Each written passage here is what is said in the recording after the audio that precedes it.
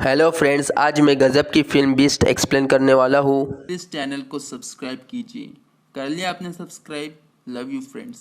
तो शुरू करते हैं। तो दोस्त ये फिल्म है विजय थलापति सर की, जो कि एक रॉ एजेंट है। इसमें आपका कैरेक्टर नेम वीर है। तो कहानी की शुरुआत होती है एक आदमी के नहाने से। जब वो नहा रहा होता है तो उसके नीचे के रूप में कुछ सोल्जर डायनामाइट ब्लास्ट करते हैं और वो नीचे गिरता है। वो उससे बहुत बड़े आतंकवादी उमर फारूक के बारे में पूछते हैं। फिर एक बच्ची दिखाई देती है जो एक बलून के पीछे दौड़ रही होती है। उस बलून को विजय थलापति यानी वीर सर पकड़कर उसे बच्ची को दे ही रहे होते हैं कि वो फट जाता है और वो बच्ची रोने लगती है। फिर वीर उसे 2 बलून दिला देता है जिससे वो बहुत खुश हो जाती है। फिर वीर उसे उसकी अम्मी पास छोड़ देते हैं। उसकी अम्मी उसे डांटती है और कहती है, पैसे लेकर तुम सिर्फ बलून में पैसे वेस्ट करती हो और मुझसे झूठ बोलती हो। उसके बाद उस बच्ची को वीर अगले दिन बलून दिलाएंगे कहकर निकलते हैं। तभी उन्हें कॉल आती है कि उमर फारूक जहाँ कल आने वाला था वो आज आ चुका है। उन्हें वीर के बारे में पता चल चुका है कि वो उमर फारूक के मिशन पर है। फिर ऊपर से उन्हें इस मिशन को रोकने के ऑर्डर्स मिलते हैं, लेकिन वीर नहीं रुकता और टेररिस्ट की तरफ बाइक लेकर निकल पड़ता है और एक आम आदमी की तरह एक खास गैजेट बैग में लेकर उस बिल्डिंग में एंटर होता है जहां आतंकवादी होते हैं। फिर वो उनके फ़ोन और नेटवर्क को हैक करके उनको मार डालता है। फिर एक रॉकेट लॉन्चर लेकर उमर फारूक की गाड़ी और सिक्योरिटी पर टारगेट लॉक करता है। फिर हम देखते हैं कि वो मिशन के हेडक्वार्टर से अपडेट लेता है कि वहाँ कोई सिविलियन तो नहीं। जब हेडक्वार्टर्स वाले चेक करते हैं तो 3 दिशा क्लियर होती है, लेकिन साउथर्न पेरीमीटर में कुछ सिविलियन होते हैं। फिर जब वीर पूछता है is this southern perimeter clear, तो वहाँ बैठा हुआ ऑफिसर झिझकता है, लेकिन उसके राइट साइड का ऑफिसर उससे कहता है कि क्लियर कहो क्योंकि उमर फारूक जैसा बड़ा आतंकवादी हाथ से निकल न जाए और सिर्फ 15 मिनट बाकी रहते हैं। इसलिए वो ऑफिसर वीर को धोखे में रखकर इस मिशन को सक्सेस करने के लिए उसे झूठ कहता है। वो उसे कोलेटरल डैमेज समझते हैं और वीर रॉकेट दाग देता है तो उमर फारूक की सिक्योरिटी और गाड़ी ब्लास्ट होकर उड़ जाती है।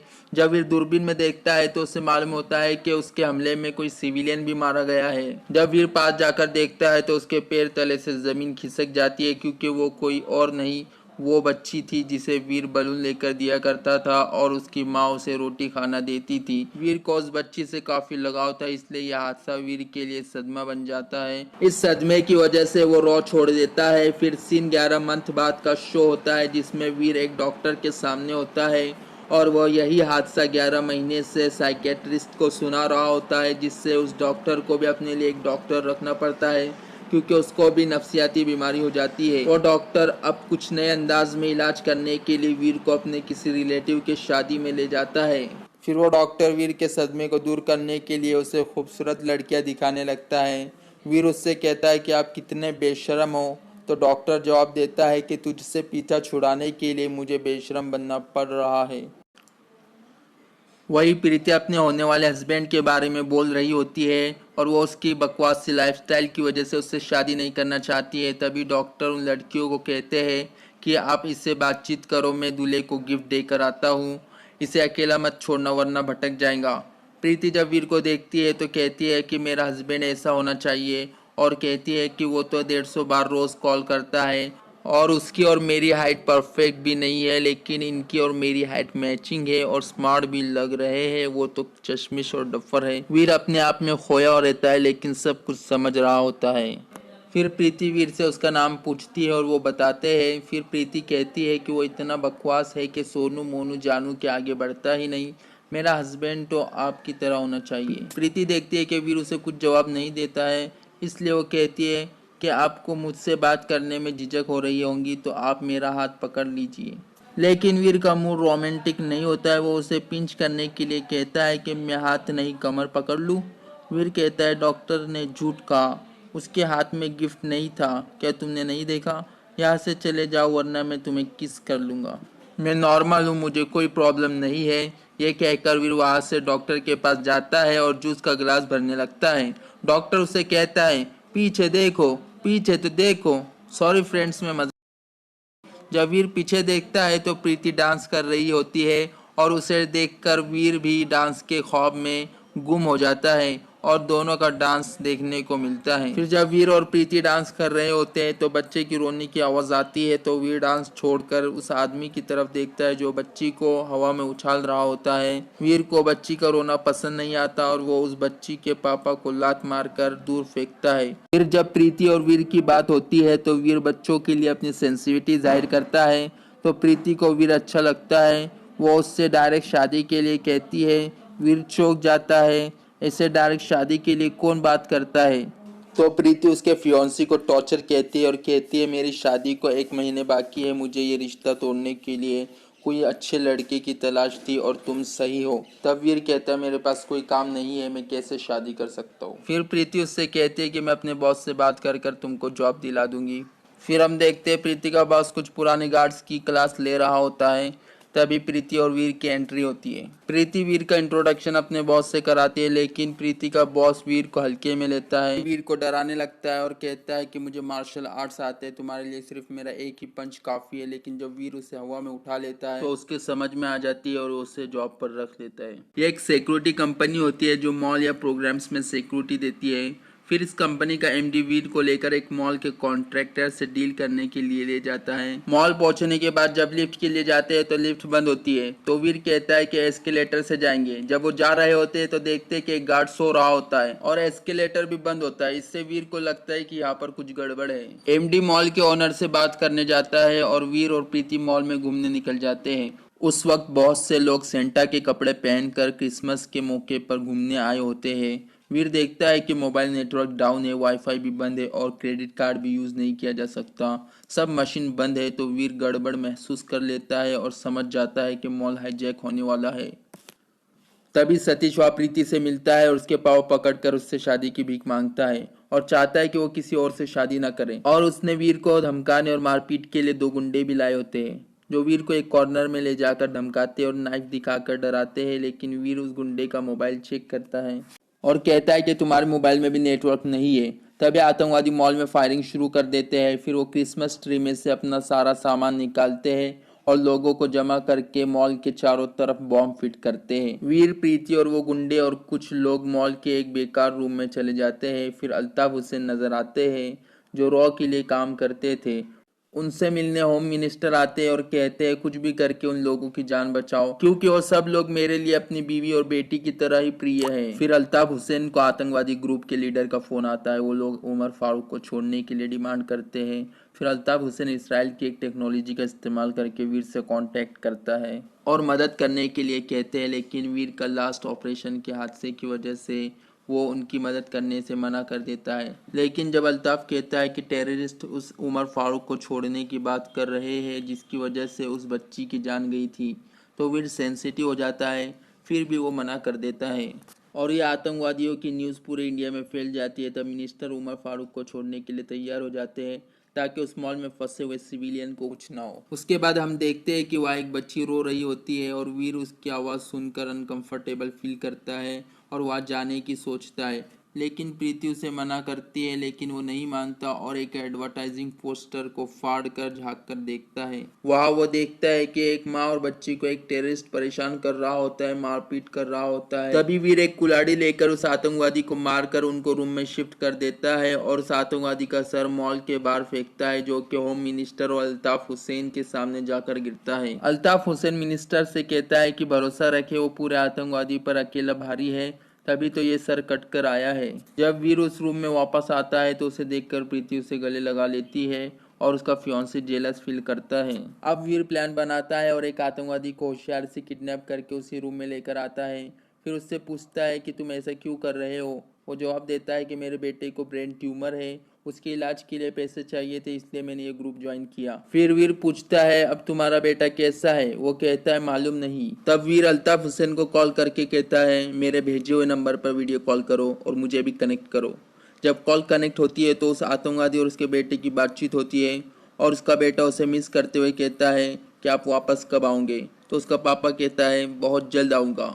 वीर उससे कहता है कि अगर तुम मेरा साथ दोगे तो मैं तुम्हें जिंदा वापस भेज दूंगा। तो वो मान जाता है और वीर को इन्फॉर्मेशन पास करता है। वीर भी आतंकवादी के कपड़े पहनकर उनके साथ घुल मिल जाता है और 2 आतंकवादियों को आराम से मार देता है। फिर कपड़े उतार कर नॉर्मल लोगों की तरह लोगों में बैठ जाता है और बैठने से पहले उन्हें कहता है, मेरे बारे में इन लोगों को मत बोलना, और जब वो पूछेंगे तो कहना वो उस तरफ गया है।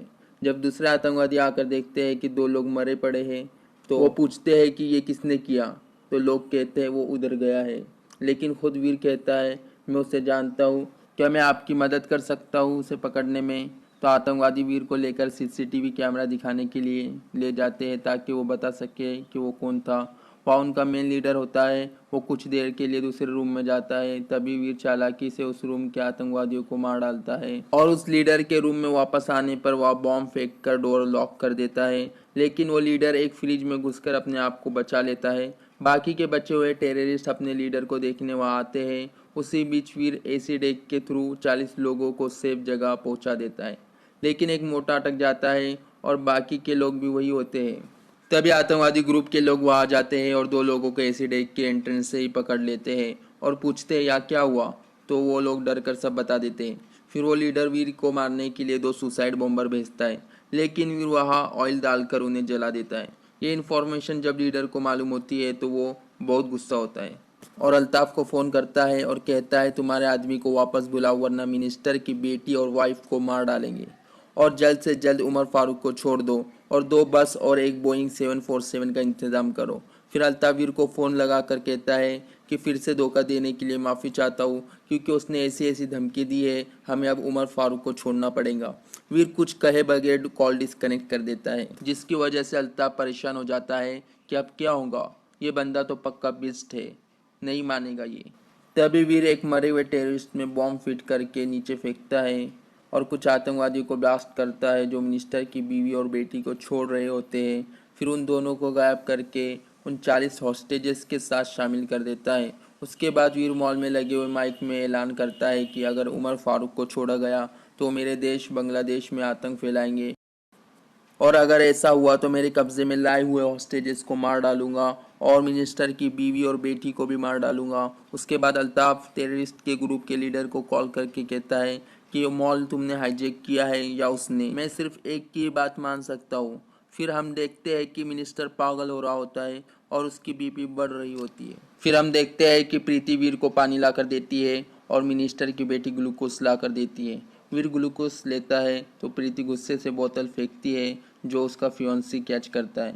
और उसके बाद हम देखते हैं कि टेररिस्ट ग्रुप का लीडर वीर को मारने के लिए बंदे भेजता है। फिर यहाँ गन फाइट होती है और वीर उन आतंकवादियों को जख्मी करके बंदी बना लेता है। इसके बाद जब वीर टेररिस्ट को रस्सी से बांध रहा होता है तो मिनिस्टर की बेटी वीर को देख रही होती है। इससे प्रीति को जलन होती है और वो वीर से कहती है, ये क्या चल रहा है और तुम्हें क्यों वो बार बार देख रही है। इस पर वीर उससे पूछता है कि तुम मुझे क्यों देख रही हो, तो वो जवाब देती है कि मैं आईपीएस बनने वाली हूँ और अभी मेरी ट्रेनिंग बाकी है, इसलिए मैं आपके काम करने के तरीके को देख रही हूँ।